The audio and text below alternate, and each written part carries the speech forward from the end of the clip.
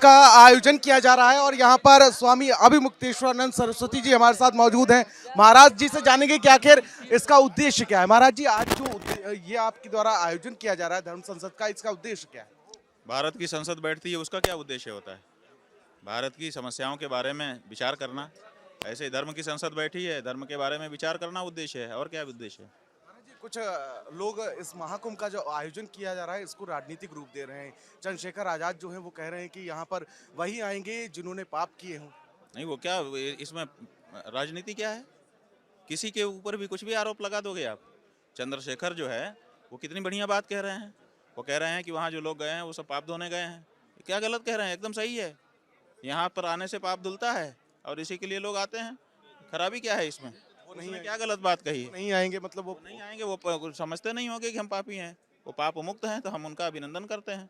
लेकिन जो उन्होंने बात कही है उसमें कुछ गड़बड़ी नहीं है। हाँ, यहाँ जो लोग आए हैं वो पाप धुलने के लिए आए हैं, बिल्कुल सही है। गंगा पापम ससीतापम दैन्यम कल्पतरुस्तथा पापम तापम च दैन्यम च हंति साधु समागमः।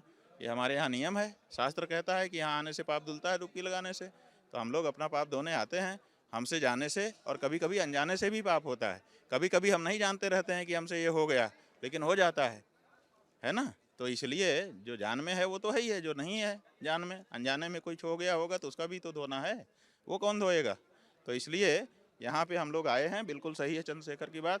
जो बात उसकी सही है वो सही है, जो गलत है वो गलत है। हम बोर्ड केवल ने इसलिए नहीं गलत कह सकते किसी को कि वो उसकी बात को देखना पड़ता है। वो कह रहा है कि लोग पाप धोने गए हैं, बिल्कुल सही कह रहा है, गलत क्या कह रहा है? वफोट ने यहाँ पर दावा किया और कहा कि जिस तरीके से यहाँ पर जमीन जो है कुछ वफोट की है और उसको लेकर आज वकीलों ने ज्ञापन भी दिया है कि धार्मिक उन्माद फैला रहे हैं। भैया, सवाल ये है कि जो हमारे प्रदेश के मुखिया हैं, मुख्यमंत्री जी आदित्यनाथ जी, वो खुद जो है हर हफ्ते यहाँ आ रहे हैं, बड़ी रुचि ले रहे हैं कुंभ में। और कुंभ के बारे में ये बात कही गई। आप ये बताइए, कुंभ उत्तर प्रदेश की सरकार लगवा रही है। ये सड़क किसने बनवाई है? वही बनवा रही है। यहाँ कुंभ मेला अधिकारी बैठे हुए हैं।